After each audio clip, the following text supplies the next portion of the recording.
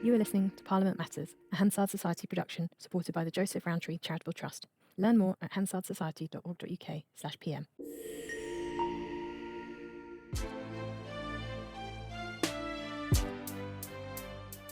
Welcome to Parliament Matters, the podcast about the institution at the heart of our democracy, Parliament itself. I'm Ruth Fox. And I'm Mark Darcy, and welcome to another of our special summer recess editions, where we're taking a look at Parliament's biggest weekly event, the Wednesday bun fight that is Prime Minister's Question Time.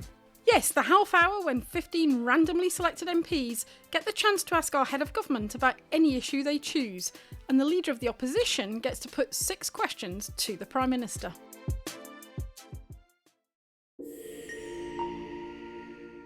One of the leading academic PMQ watchers is Ruxandra Serban, lecturer of comparative politics at UCL, who's compared the way Westminster interrogates its PM to the practice in other parliaments. So we began by asking her what she thought the public made of Westminster's weekly gladiatorial combat. Well, it seems that by many measures it's not an ideal view of Parliament. You see politicians arguing with each other, clashing over things, having this sort of very confrontational dialogue in many ways. And there's a lot of shouting as well. There's an unusual level of noise for the kind of exchange that is happening. So that might seem puzzling at first. Why do we have the Prime Minister and the leader of the opposition having this sort of exchange? And then followed by a relatively more quiet exchange between the Prime Minister and backbenchers. I always think there's this very, very charged beginning with the first 6 questions, and then it kind of all comes to a level with the more kind of quiet exchanges with backbench MPs. So there's this kind of weird dynamic where there's this initial clash and then kind of mellows down a bit. So this is the gladiatorial clash between the Prime Minister and the leader of the opposition, and sometimes it spills over into the leader of the third party as well. But that's the bit that is right up front, usually quite early on in a Prime Minister's Question Time session. And it's the bit that's the noisiest and the most confrontational. Does anything ever really come out of it? I suppose one good thing about PMQs is that it exists. It's this routine opportunity for the Prime Minister to come to Parliament once a week to be questioned on various aspects of government politics and policy, and to have to defend those points to the public. So, obviously, there is the exchange that goes on in the chamber, but various people in the chamber speak to external audiences, actually. So I think that's the main good thing about PMQs, this sort of routine element, having the head of government in Parliament once a week as a fixed opportunity is sort of the core thing that is good about PMQs. And maybe, as we'll come on to talk later, other parliaments aspire to have this kind of opportunity to question the Prime Minister individually once a week, because that's another distinctive feature of the UK model, that the Prime Minister comes to the chamber to be questioned on his or her own. Whereas other parliaments organise this in a sort of more collective executive questions model.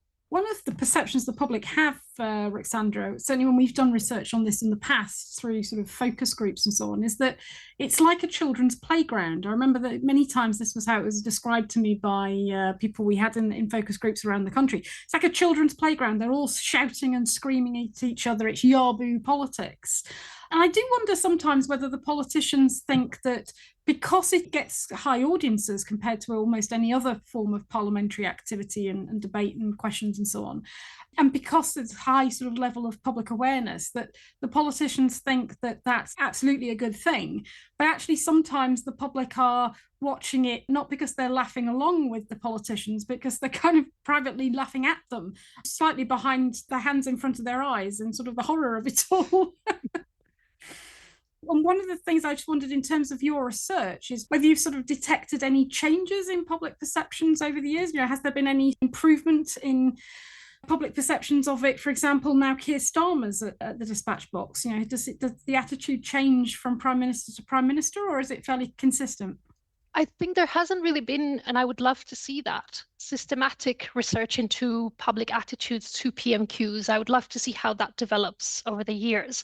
I think the evidence that we do have is a bit puzzling in the sense that, as you say, in surveys and focus groups, people say that PMQs is something off-putting, it's the type of behavior that they wouldn't see in any other workplace.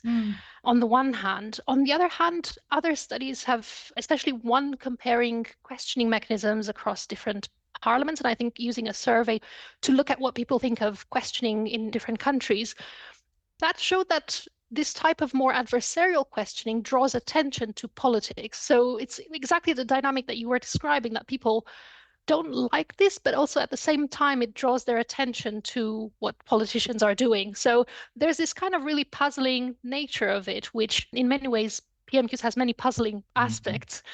Is the paradox here that people will say that they want something that's more staid and grown up and more obviously sensible, but actually would be bored by it in reality?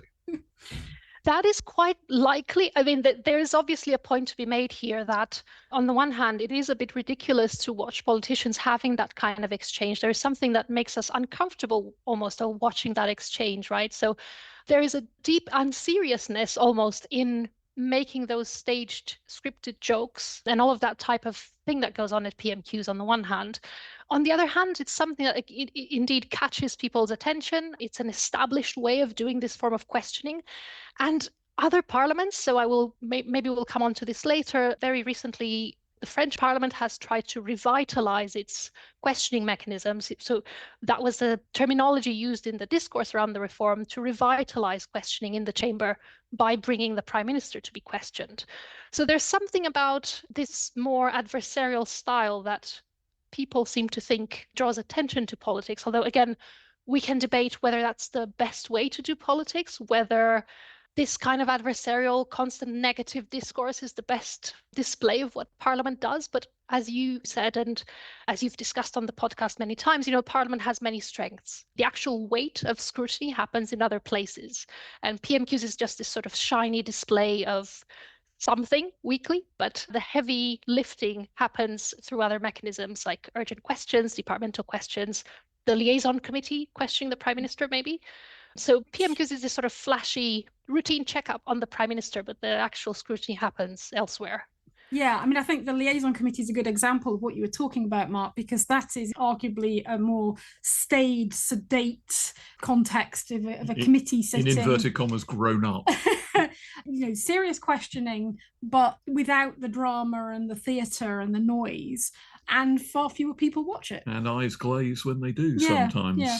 And interestingly, in our research about 10 years ago, we found that people who watched it or saw it only through the clips in the news, the news at 10, for example, on the BBC, where they got the most theatrical moments, those very noisy moments, Alexandra, which you referred to at the beginning with the clash between the Prime Minister and the Leader of the Opposition, they had a much more negative view of it than those who actually had seen the whole of Prime Minister's questions and therefore got both the noisy elements and the slightly quieter elements with the engagement with the backbenchers and the range of questions. So how much you see of it does affect your perceptions of it. Is there a thought, Alexandra, that maybe what you're seeing is a supposedly public questioning session that is actually a kind of internal leadership display ritual? The leaders are out there trying to score points off one another, not so much to impress the public as to impress their own troops. You'll often read that Keir Starmer scored points off Kemi Badenoch and therefore strengthened his position as leader, or vice versa, when they're under fire. So maybe the problem is that the public are spectators in an internally focused ritual. That's definitely true. I think in many ways PMQs is a mix of parliamentary rituals in the way that it's evolved as well. It has all these sort of procedural relics like the engagements questions and all of that. But yes, so there's a lot of that kind of internal dynamic. So whenever, even in this week's PMQs, Keir Starmer, in response to some of Kemi Badenoch's questions, kept listing the government's achievements, and that's sort of something like a signal to the government's backbenchers more than anything else. It's not really a signal to the public. So in many ways, yes, there's that. There's also the Leader of the Opposition. This is their opportunity every week to have a moment in the spotlight. So they'll be preparing carefully and making sure that they're on their best behavior at PMQs. And there's also a learning curve. So every prime minister and leader of the opposition get used to each other and kind of calibrate their styles over time. So that's interesting to watch as well. So in many ways, yes. So when Keir Starmer is preparing for PMQs, there are lots of things to bear in mind, but one is this dynamic with the leader of the opposition. So in many ways, it's very internally focused.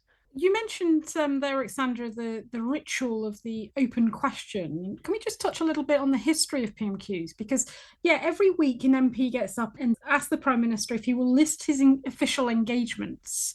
And that's the open question that we don't see with other secretaries of state and their oral question sessions during the course of the week.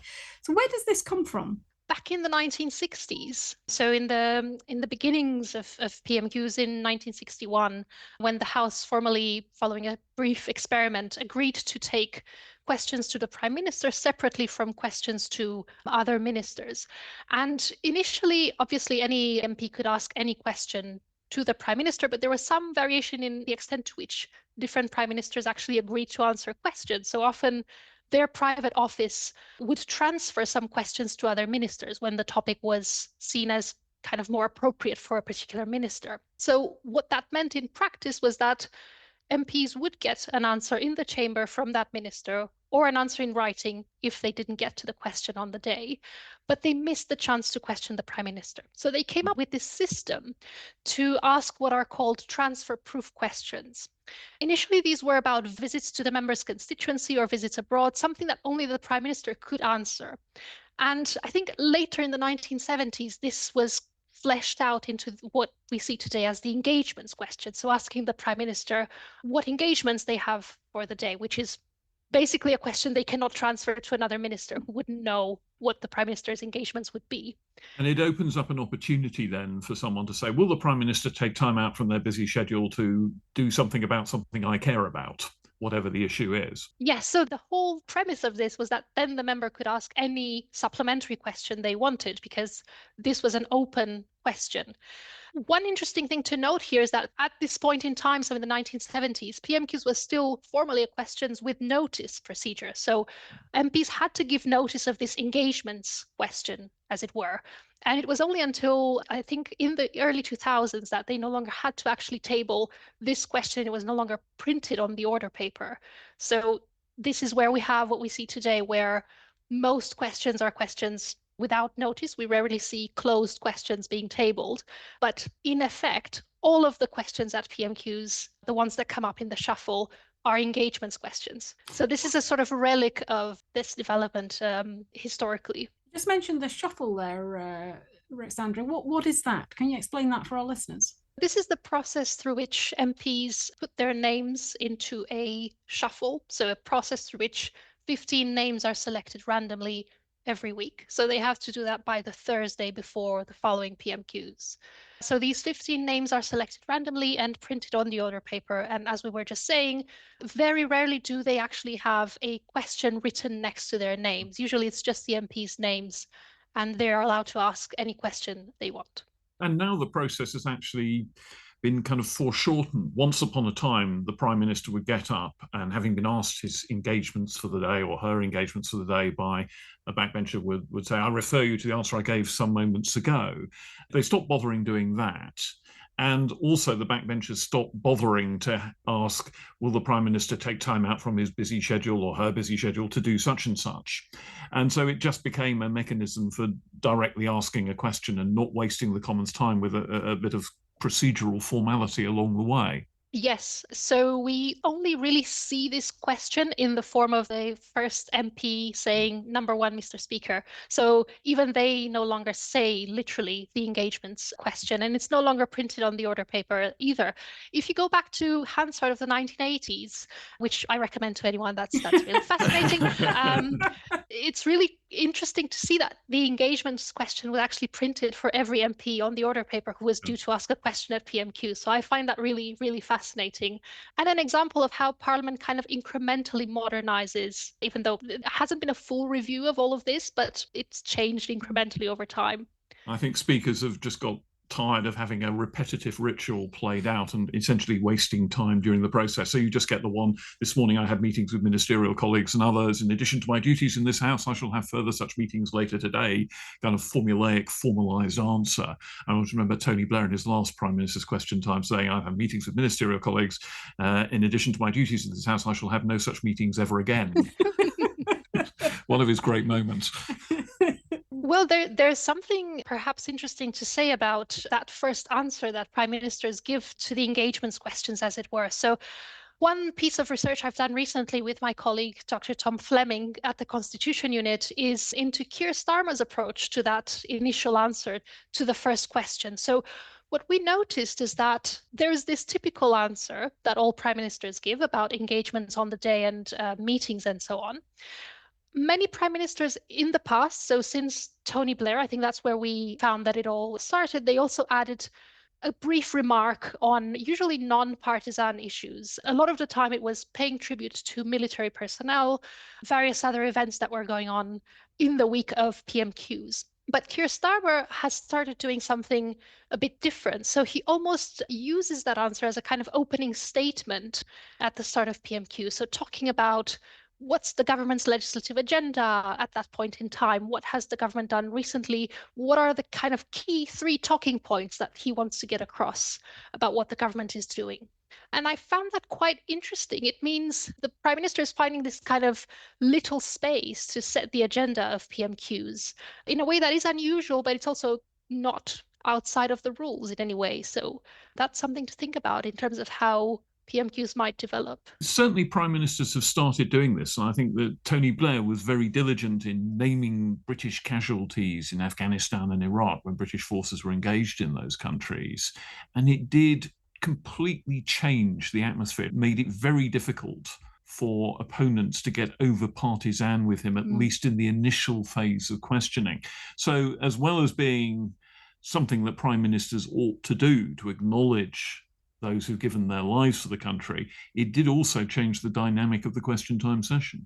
Yes, definitely. So we definitely see this starting with Tony Blair. So I think he's is actually the first remark of this type. I think we found that it was in November 1999 or 98. He said something about Remembrance Sunday. And since then, prime ministers have used occasionally this opening answer to make, again, usually non-partisan remarks. We found some about, royal weddings and other happier events as well. So it's usually a way to start PMQs on a non-partisan note. And we see a change in that with Keir Starmer using it as a kind of opening statement of the government. Can we talk about other parliaments? Because you say that, the countries that sort of desire to have their prime ministers held accountable each week. And those countries that don't have it often say, oh, I wish we had something like PMQs. Dear sweet innocents. There are, of course, a few countries that do. I mean, Westminster Commonwealth-style parliaments have it in some cases. You've done a study of some of these, sort of Australia, Canada, Ireland, and so on. How does it compare? Are the public attitudes the same? Do they take the same approach to sort of managing the questions process and so on? I would say one interesting difference in how prime ministers are questioned across various parliaments. So that includes Commonwealth parliaments as well as European legislatures. One distinctive feature is that you have the UK model where the prime minister comes on their own to parliament to be questioned. And you can have some variation in terms of how often that happens. So it could be weekly, it could be monthly. I think the Nordic countries have a monthly prime minister's question hour or something similar. I think that's in Norway. And on the other hand, actually the default in most legislatures is that prime ministers are questioned together with other ministers. So there's a general question time or question period in Canada where you have all members of the government or, some subset of the government coming to be questioned, again, with a varying degree of frequency to the chamber. And those do include the prime minister just as alongside others. And in those models, which if we take Commonwealth parliaments operate in particular in Canada and Australia, the prime minister is usually questioned at the start of the questioning session. And questions then move on to other ministers that are present. I think in terms of public attitudes, some places are more confrontational than others. So, Canada and Australia stand out as, again, particularly criticized for this type of adversarial dynamics. I think question time in Australia has had a particularly bad press for their levels of noise and Shocking. and what goes on during question time. I think from all of these examples, we have actually had one case that I've looked at recently. So in Canada, Justin Trudeau had this initiative in, I think, 2015. So it started in 2015 to have a prime minister's question period on Wednesdays. So during the week, you have the usual question period where you have the prime minister with the other ministers. And then on Wednesdays, he would answer all the questions in the chamber. And that was a commitment of the Liberal Party before coming to government in 2015, again, to revitalize, to modernize questioning. I think the Liberal Manifesto said to make the Canadian Prime Minister more accountable to Canadians. So again, there's this aspiration for more accountability by just having the Prime Minister on their own to be questioned. It did last for the duration of Justin Trudeau's premiership, but the new Prime Minister, Mark Carney, has decided to stop doing it and to revert back to the traditional question period model. So sometimes these things are short-lived. They had an experiment with this idea in France, and it didn't work out awfully well. Describe for us what happened. Yes, so in 2024, the Bureau of the National Assembly, so this is the collective body that governs the French Parliament, which is also bicameral, decided to invite the Prime Minister, at the time Gabriel Attal, to do an experiment of answering all the questions one day a week, instead of, again, the usual model of answering questions together with ministers. They had tried this before. So a couple of years before, they had tried this with the previous prime minister, who was not very keen. So they finally had a bit of political momentum around this. They trialed this for a few sessions in the spring of 2024, just to see how it would all work out. And my colleague, Calix Bloquet, and I looked at some of these questioning sessions, and we found that one effect of the new model was that more MPs had access to questioning the Prime Minister in particular. So before that, it was mainly party leaders that got to ask the Prime Minister a question. But under the new model, backbench MPs also got the chance to ask a question. Obviously, topics became more diverse as well. This, however, was not adopted in the end by the National Assembly as a permanent feature for several reasons. One was that there were elections in France that year. So the composition of the assembly changed, the prime minister changed, there was a new government. And when the procedure was reviewed, the Bureau concluded that there wasn't enough appetite for this to continue. Part of the reality was that the new prime minister at the time, Michel Barnier, also was not very keen on continuing with this. Interestingly, there wasn't a lot of political momentum for the procedure when it was first trialed. And I think these reasons are very, very interesting. So the junior coalition partners of the government at the time thought, first of all, that it would be bad for the reputation of the prime minister to be constantly questioned in the chamber, which sounds a bit surprising, but it was a reason that they invoked. And opposition parties said the opposite thing, which was that this is just a move to use the chamber as a platform, as a personal campaign platform. And they thought that was really inappropriate. So within the context of the election, that again became very contested. But another aspect here, we think, is the fact that the constitutional role of the prime minister in the French system is different from the role of the prime minister in a Westminster type parliament, for example. So parties in the National Assembly don't see the prime minister as a key executive figure in the same way that, in Britain or Australia or Canada, the prime minister is the key executive figure to be questioning. Oh, I see. So it would, if it had been President Macron taking questions from parliamentarians, it might have been a whole different game. Yes. So, why would we question a person who's essentially the second fiddle in the sort of executive configuration? And why can't we just question the ministers who are actually in charge of policy? So there's this sort of awkwardness of the constitutional position of the prime minister in France that made questioning him individually just not very effective in any way in the view of parliamentarians there. And was there great interest outside? Were people switching on their televisions to watch this? I think there was some interest in terms of media coverage. It was also broadcast live on YouTube. So I think the assembly was trying in terms of public engagement to kind of drive engagement towards the questioning procedure in this kind of spirit of revitalizing it. I haven't really seen evidence on improved kind of public attention to Parliament on this. I'd be curious to see, but clearly they've decided to drop it. So we might not hear about this for a while. Have they adopted any other reforms of questioning then as an alternative, having dropped PMQs as an option? Are they looking at other things, or is that all just now going to be dormant? It looks like they've reverted back to the model where the government is questioned twice a week, essentially, in the chamber.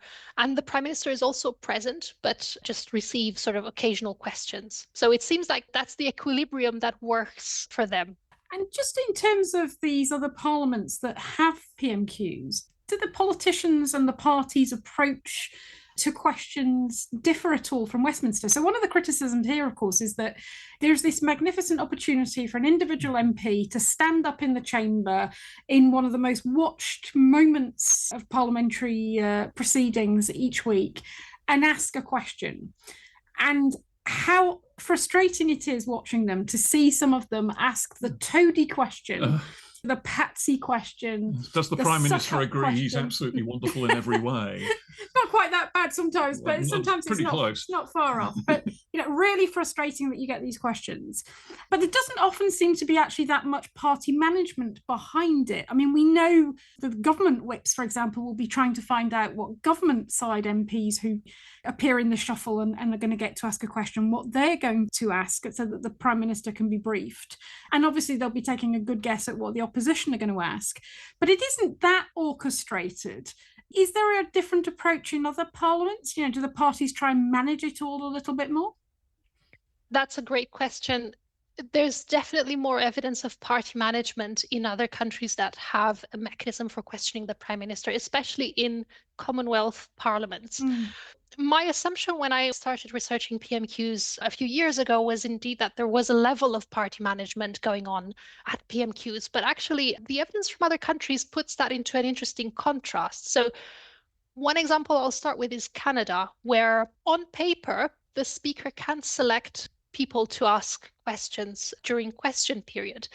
In practice, this is also governed by a few conventions. One is that it starts with leaders round. So again, the leader of the opposition and then the next largest party get to ask questions. But parties, crucially, submit lists of questioners to the speaker ahead of question period. So there is an internal party machinery to manage this process. There's a question period tactics committee that meets to decide which MPs get on the party list to ask questions. This is a practice that started around the 1980s, I think, with Speaker Jean Sauvé. I think she asked parties to give her party lists of questioners to manage question period better at the time when question period started being televised. So this is anecdotal. It could be that the origin of this story has either deeper or shallower roots in some ways, but this is sort of the anecdote of the origin of this. So basically, yes, this is the most party managed model I've come across, where there are lists of questioners given to the speaker. Now, there is some degree of freedom for individual backbenchers to still come up with their own question and come to party management and say, I want to ask this question, could you put me on the list? But there's less of that and kind of more management of who actually gets on the list. I suppose in the Westminster context, the random element is much more controlled by the speaker, because you get a randomly selected list of people who are going to ask questions. And the speaker's job is to balance it up in government versus opposition terms. So if there are a preponderance of Conservative MPs randomly selected, the speaker will have to call an equal number of people from the government side to balance that up, which does mean that it's the speaker's choice that can determine a lot about the shape of a question time in Westminster in a way that doesn't seem to happen elsewhere. As you say, if the speaker is just channeling party lists in some parliaments, it's a rather less dignified role, you might say. Yes, definitely. So this principle of alternating between the government and the opposition when calling MPs to ask questions also applies in Australia at question time. So there too, you get a question from the opposition and then one from the government.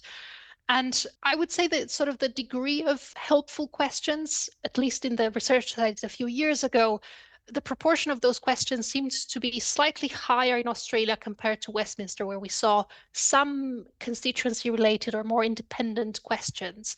And even though we can't really get at the mechanism of party management directly empirically, because it's hard, to open that black box of party management and actually study it, we do see some evidence that in one case, so in Westminster, there are presumably slightly more independent questions from backbenchers as opposed to always asking the helpful question consistently. My particular bête noire is the constituency question. Will the Prime Minister congratulate my local football team? Or does the Prime Minister plan to come and visit my wonderful constituency and drink the local beer? Cheers. Which I suppose is all very well for putting on your local social media as a Member of Parliament, but which seems pretty much a wasted opportunity when you've got a chance to question a head of government about something substantial. Yes, I mean, there is evidence that there are some, I suppose, questions about local issues, actually more serious issues that MPs put to the Prime Minister. But yes, as you're saying, a lot of those questions are self-congratulatory and sort of like friendly, on a friendly tone. Yeah, I tend to use the word fatuous. I'm not saying it's completely unreasonable for an MP to ask about the fate of their local hospital or the need for a local bypass or some other substantive local issue. But sometimes you get something that just seems to be, I want to name check my constituency and look like a good guy without actually offending anybody. Definitely. I suppose we could still see those questions as a bit less party controlled in a way. So if we want to see the positive side of this. That's awful. But I have been struck, I mean, you're talking about the way that some of these are orchestrated in other countries. I have been struck that you very seldom see an opposition MP following up on the question that the leader of the opposition has asked. The Prime Minister brushed off the question from my right honourable friend earlier. Will he now man up and explain exactly what's been going on in this dreadful scandal she was referring to? That might be quite a useful thing for an ambitious backbencher to do, but you almost never see it. Yes, that's very interesting. There seems to be very little kind of coordination in a meaningful way within parties in that sense. So you could potentially come up with very sustained line of questioning that, you have a line that the leader of the opposition starts with, and then it keeps coming up in backbench questions. Like that would be an effective way to keep that questioning line going. Keep punching but we don't really see that. So, Roxandra, turning to possible reforms of Prime Minister's questions. I mean, there have been various sort of ideas mooted over the years, including from the Hansard Society. I was once accused by the Evening Standard of wanting to turn Prime Minister's questions into gardener's question time, which I thought was a bit much. But this idea that maybe with a few sort of adjustments and changes, you could improve it in terms of quality of questioning, the depth of it, and the public perception of it. What thoughts have you got, or have you seen from elsewhere that perhaps might improve or change Prime Minister's questions for the future? I would say two things to start with. One is that I agree entirely that this is one of those very difficult topics of parliamentary reform. PMQs, I find, is very, very path dependent. It's one of those institutions that, everyone is locked into an equilibrium. Parties are all socialized into doing this style of questioning. And it's very difficult to not do it. It would require everybody to stop doing it at the same time, which is, a collective action problem in a way. Yeah. There's a very interesting example here. I'm going to digress slightly from Canada again. So in the famous election of 1993, I think, where there was this influx of new MPs from the Reform Party. So they decided to do this thing where at question period, they wouldn't cheer, they wouldn't shout, they would just be very polite and measured. And in a short amount of time, they realized that the media was criticizing them for doing that. Basically, they were the odd ones out.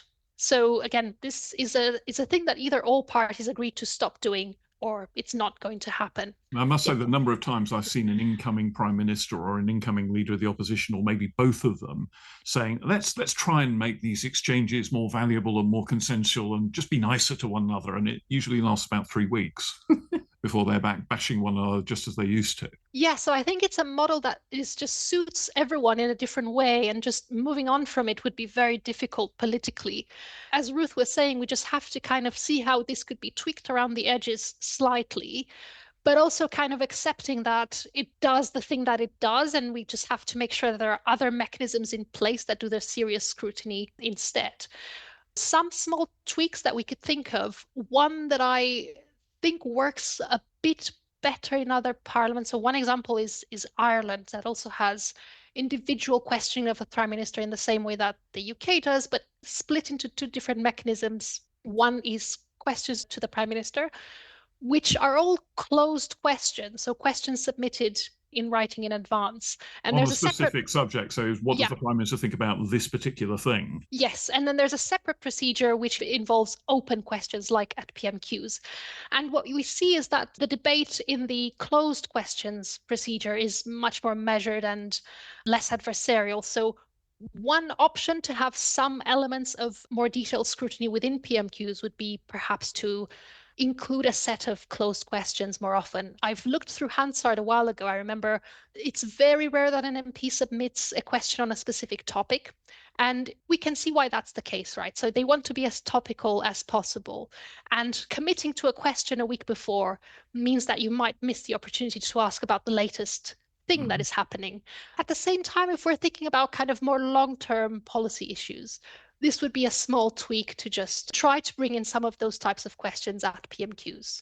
So that's just a very small tweak that could be made, more use of closed questions. Is there any use elsewhere of trying to involve the public in questioning? I mean, that was something we looked at. If you remember when Jeremy Corbyn started as leader of the opposition, he instituted this idea of a question that had been asked by Peter from Manchester, and trying to inject that sort of personal story into the questions. It was interesting at the beginning, but it began to get a bit rote and a bit repetitive, and people started actually laughing at that as well. So is there any examples sort of elsewhere of that kind of thing happening and being more effective? I haven't actually seen that being tried elsewhere. I have seen mentions of constituents as a kind of way to ask a question, Yeah. which is genuine or not. I'm not sure, but I think genuinely introducing a mechanism for questions from the public would be an interesting way to innovate in and kind of refresh the way in which PMQs is open to people outside the chamber. Yeah. Or have a separate session, public question time of the Prime Minister. You have a ballot of questions submitted by the public and take them through somehow. I don't know. I think there was a drive to improve PMQs a while ago in the wake of the expenses scandal. So often it's a crisis moment that triggers big reforms. So, all of the former Speaker John Bercow's initiatives to increase the time for backbenchers at PMQs was also part of that. I think in the end, what we see today as a result of that is that PMQs tends to go on for a bit longer than it's scheduled for. There is a question there whether more time for backbenchers to question the Prime Minister one way or another, even separately from the main exchange with the leader of the opposition, that could be a direction to explore potentially. I also wonder sometimes if the leader of the opposition would be better varying the number of questions, because there's no reason why they have to ask 6 questions. And former leaders of the opposition, I mean, Margaret Thatcher, for example, didn't always ask 6. And the fact that you're kind of expecting 6 means that you can manage it in terms of your responses a little bit more. And I do think sometimes if they varied it, it would make it a little bit harder for the Prime Minister to know what was coming. So take your questions in a couple of blocks, maybe. Yeah. Perhaps one tweak linking back to what we were saying earlier is to get rid of the engagements question. This is maybe something for the Modernisation Committee to think about in terms of making Prime Minister's questions just explicitly questions without notice procedure, with the potential to ask a closed questions should people wish, but kind of removing that ritual at the beginning, which doesn't really serve a purpose anymore, even though we've seen that Keir Starmer has managed to make something of it. Usually the answer is so formulaic, it's not really worth delivering. So there we go. But maybe that can be said about the whole thing. Sometimes I wonder. Prime Minister's questions, though, is the shop window of Parliament. And just a final thought from you, really. Do you think that the customers looking through that shop window are repulsed by what they see or attracted by it? I think it's probably a mix of both. And I think that's part of the reason why PMQs is so sticky as an institution. And we've seen it endure for such a long time in a very, very similar and recognizable way. It hasn't really changed much. If you watch PMQs from 20 years ago, you would recognize it entirely as it is today. So there is something about this that endures over time. And it does perform specific functions. And in a paradoxical way, to go back to what we were saying in the beginning, this also prevents it from changing at all, because everyone is kind of locked into this way of doing things, and it perpetuates with every new generation of MPs, it seems. Well, with that, Roxandra, that was great. Thank you very much for joining us, and we'll see what happens with PMQs when MPs get back after the summer recess. See you then. Thank you so much for inviting me. And listeners, just before we go, a few housekeeping points. If you haven't already done it, would you mind completing our listeners' survey? It'll really help us in terms of developing the podcast and ensuring we can get those adverts on the podcast which help pay for this, frankly. And if you haven't already done it as well, please do review the podcast on your favourite app. 5 stars only, please. Again, Mark and I don't really understand the algorithms, but we're told that it really helps to grow the podcast and for other listeners to find us on places like Apple and Spotify. So it's kind of essential, and it's one way that you can help us on the podcast. So with that, we'll be back with another summer recess episode in a couple of weeks, and we will see you then. Join us then. Bye-bye. Bye. Parliament Matters is produced by the Hansard Society and supported by the Joseph Rowntree Charitable Trust. For more information, visit hansardsociety.org.uk/pm or find us on social media at Hansard Society.